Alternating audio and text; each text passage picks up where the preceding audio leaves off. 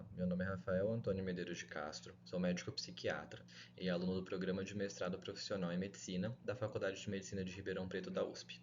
Esse vídeo é parte do meu projeto de mestrado orientado pela professora Cristina Marta Delbem.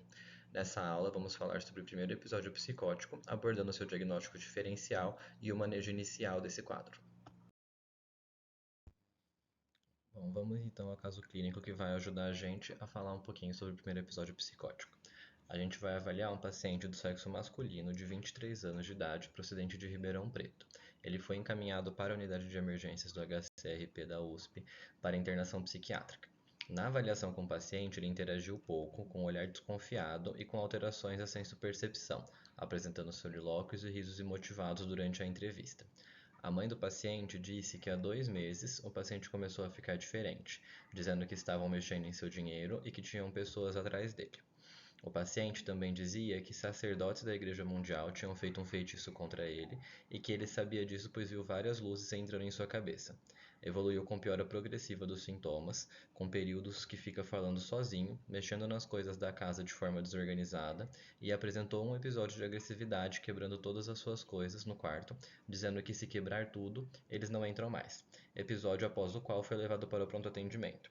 Mãe relata que o paciente era previamente rígido, sem comorbidades, sem histórico de uso de substâncias psicoativas.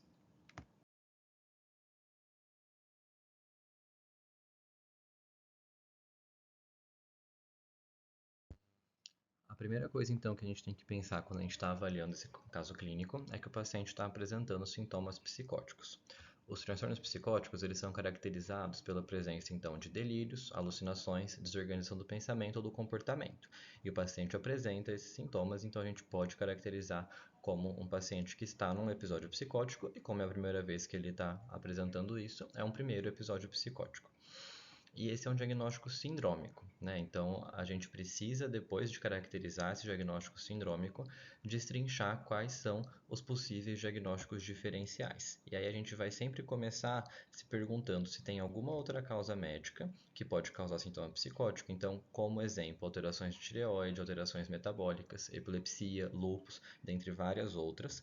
Ou então, se o paciente ele faz uso de substâncias psicoativas que podem desencadear sintomas psicóticos.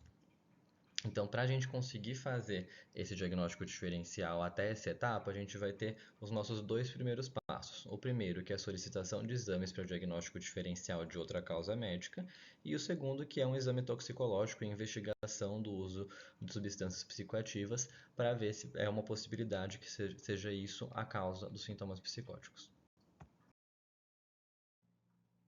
Aqui então nós temos nessa tabela quais são os exames que o protocolo aqui do nosso serviço orienta que sejam coletados para pacientes em primeiro episódio psicótico para diagnóstico diferencial e para avaliação do quadro geral do paciente. São exames gerais como hemograma, eletrólitos, função renal, função hepática, lipidograma e glicemia e outros exames mais específicos, como o FAN, né, o anticorpo antinuclear, para avaliar se tem alguma alteração autoimune, algum indicativo de, por exemplo, lúpus, sorologias para HIV, sífilis e hepatites, o TSH para avaliar a função tireoidiana e o toxicológico, né, que é a benzoilecgonina, que é o metabólito da cocaína, e o THC para avaliar o uso de maconha. Além disso, o beta-HCG para todas as mulheres em idade fértil e tomografia, EEG e outros exames vão variar conforme a indicação clínica, conforme a apresentação daquele paciente. Prosseguindo então com a nossa avaliação do diagnóstico diferencial de um primeiro episódio psicótico, a gente passou pelos dois primeiros passos, então avaliar outras causas médicas e avaliar o uso de substância psicoativa, a gente vai passar para o terceiro passo, que é avaliar e investigar na história atual do paciente se existem sintomas de humor associado.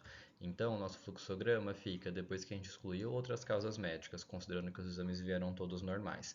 O paciente não faz uso de substâncias psicoativas, a gente tem que avaliar se o paciente tem, então, um transtorno afetivo com sintomas psicóticos, que seria, por exemplo, um episódio maníaco ou um episódio depressivo com sintomas psicóticos.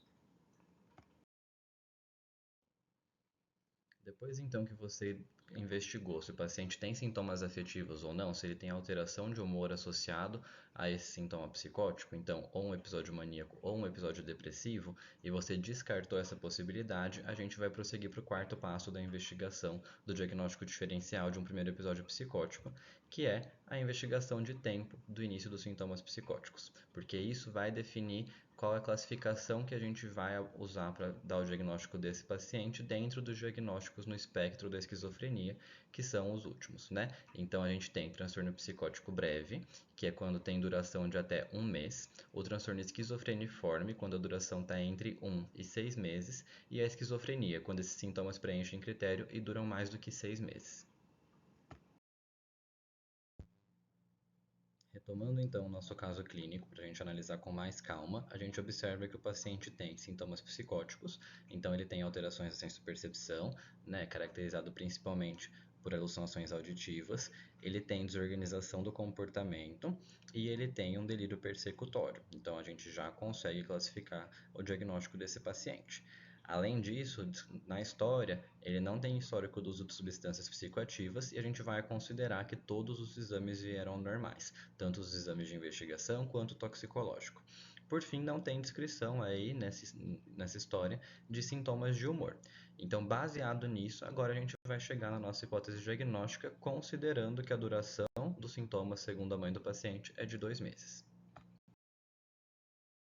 Então, qual que vai ser o nosso diagnóstico desse paciente? Vai ser de transtorno esquizofreniforme. O paciente tem delírios, desorganização do comportamento e alucinações com uma duração de 2 meses, né? Então, entre 1 e 6 meses é transtorno esquizofreniforme. Ainda não é esquizofrenia, que vão ser se esses sintomas tivessem já uma duração maior do que 6 meses.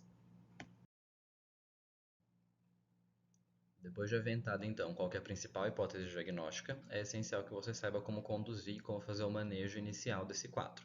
Lembrando que você, não sendo médico psiquiatra, esse paciente deverá ser encaminhado para um psiquiatra, caso não precise de internação, pode ser feito ambulatorialmente, mas isso não deve retardar o início do tratamento dele, você já tem que começar a tratar esse paciente, porque quanto maior a duração de psicose não tratada, isso piora o prognóstico do paciente. Então as condutas devem ser tomadas o mais precocemente possível e não esperar somente a avaliação do psiquiatra para iniciar o tratamento do paciente. Então, como que a gente vai fazer o manejo inicial desse paciente? Aqui eu vou colocar um esquema bastante simplificado de como é para fazer, em mais detalhes no artigo que também é parte desse projeto de mestrado, vai ser publicado ainda na revista Medicina, lá vai estar mais detalhado. Aqui eu vou abordar de uma maneira um pouco mais simplificada. Então, nosso paciente ele tem um diagnóstico de transtorno esquizofreniforme, a principal hipótese que a gente aventou para ele. Então, o principal tratamento dele é um antipsicótico e a primeira escolha aqui no nosso serviço é do haloperidol. Se o paciente tivesse sintoma de humor associado, então se ele tivesse um episódio maníaco, a gente teria indicação de também começar um estabilizador de humor. Se ele tivesse um episódio depressivo com sintomas psicóticos, a gente teria indicação também de começar um antidepressivo. Como não é o caso do nosso paciente do caso clínico, a gente vai ficar só com o antipsicótico.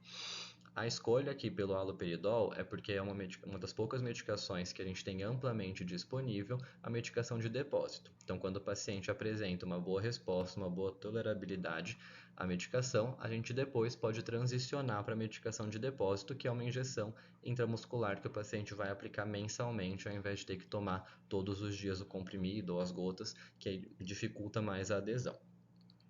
Depois disso, a gente vai sempre lembrar que a gente tem que iniciar na menor dose possível, mas que deixe que ela tenha efeito terapêutico. A gente não vai fazer subdose dessa medicação. Então, por exemplo, o haloperidol a gente costuma iniciar com 2,5 mg ao dia. A progressão da dose a gente vai avaliar a cada 5 a 7 dias com o paciente internado. Se for um paciente que está acompanhando ambulatorialmente, pode esperar um pouco mais de tempo antes de progredir essa dose, vai ter que ser avaliado individualmente. No paciente internado, a gente espera esse tempo de 5 a 7 dias. Se o paciente não teve uma resposta, então, depois de 5 dias tomando aquela dose, a gente vai aumentar até remissão dos sintomas, sempre deixando esse tempo para ver se o paciente responde.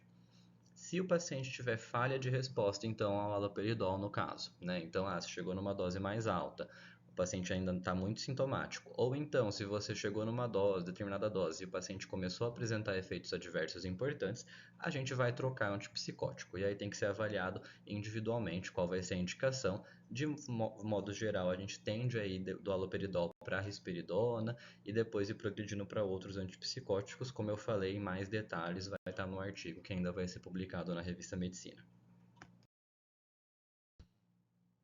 E continuando, só para finalizar, além desse protocolo de início do antipsicótico, a gente também vai usar medicações sintomáticas se necessário. Então, se o paciente estiver com insônia, se o paciente apresentar agitação, a gente pode lançar mão de outras medicações, como os benzodiazepínicos. A gente precisa fazer com esse nosso paciente educação em saúde e garantir um segmento ambulatorial adequado. Como eu já falei, esse paciente precisa ser encaminhado para o psiquiatra e, se disponível na região que você tiver, encaminhado para um serviço de atendimento ao primeiro episódio psicótico.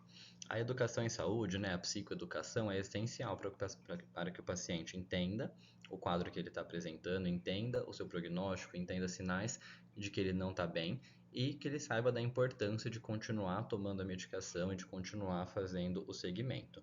E sempre a gente tem que checar a adesão ao tratamento, antes de pensar que o paciente não está tendo uma resposta, e mesmo se o paciente estiver bem, a gente tem que sempre checar se ele está tomando as medicações da forma correta, se ele está aderindo ao tratamento proposto.